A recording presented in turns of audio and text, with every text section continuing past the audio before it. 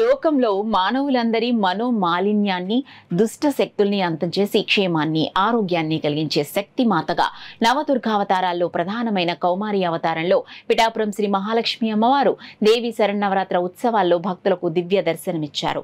ఆలయ అర్చకులు పండితులు కౌమారి అవతార అలంకరణలో ఉన్న మహాలక్ష్మి అమ్మవారికి విశేష పూజలు అర్చనలు ఘనంగా నిర్వహించారు. అష్టాదశ శక్తిపీఠాల్లో 10వ శక్తిపీఠమైన పిఠాపురంలో శృంగేరి శంకరమఠానికి చెందిన శ్రీ మహాలక్ష్మి అమ్మవారి ఆలయంలో అమ్మవారి శరన్నవరాత్రి సప్త చండీ యాగ మహోత్సవాలు శృంగేరి శంకరమఠం సాంప్రదాయ పద్ధతిలో వేదోక్తంగా ఘనంగా కొనసాగుతున్నాయి. ఇందులో భాగంగా 4వ రోజున శ్రీ మహాలక్ష్మి అమ్మవారు హంసవాహనంపై వరదాభయ కరములతో యవ్వన శక్తి రూపం ప్రతిబింబించే కౌమారి అవతారంలో భక్తులకు దివ్య దర్శన భాగ్యం ఇచ్చారు.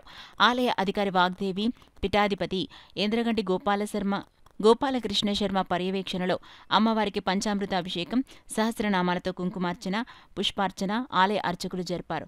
అలాగే పండితులు శ్రీచక్ర నవవర్ణార్చన, చండీ సప్తసతి పారాయణ, చండీ హోమం నిర్వహించారు. ఇతర ప్రాంతాల నుంచి కూడా భక్తులొచ్చి అమ్మవారిని దర్శించి తరించారు. ఈ సందర్భంగా ఆలయ అధికారి వాగ్దేవి పీఠాధిపతి ఇంద్రగంటి గోపాలకృష్ణ శర్మ మీడియాతో మాట్లాడారు. చంద్రభట్ల సుందర శర్మ, గణేష్ శర్మ, దోళ్ల అయ్యన్న, సుబ్రహ్మణ్యం మాస్టర్, కోట జగన్నాథ శర్మ, తోట ఏడుకొండలు తదితరులు పాల్గొన్నారు. భాద్రపద అమావాస్య నుంచి అదే విధంగా ఇక్కడ కూడా అలంకారం చేస్తూ ఆ సంప్రదాయాన్ని పాటిస్తూ ఇవాళ రోజున కౌమారి అలంకారం.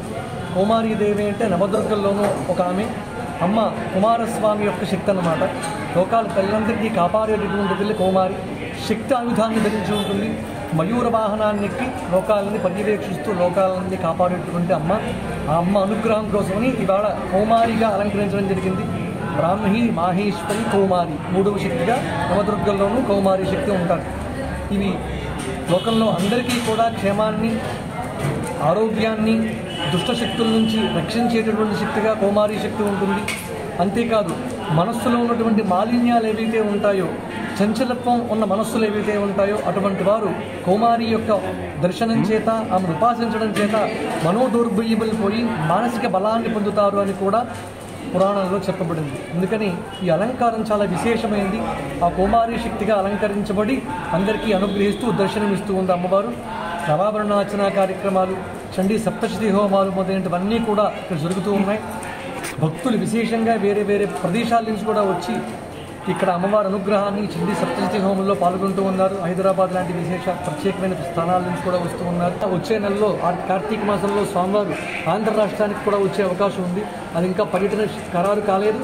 ఇవన్నీ కూడా ఈ నవరాత్రి ఉత్సవాలవన్నీ కూడా స్వామివారికి సమర్పించి వారాశీస్సు కూడా తీసుకొని అందరినీ ఆశీర్వదించమని అడగడం జరుగుతుంది.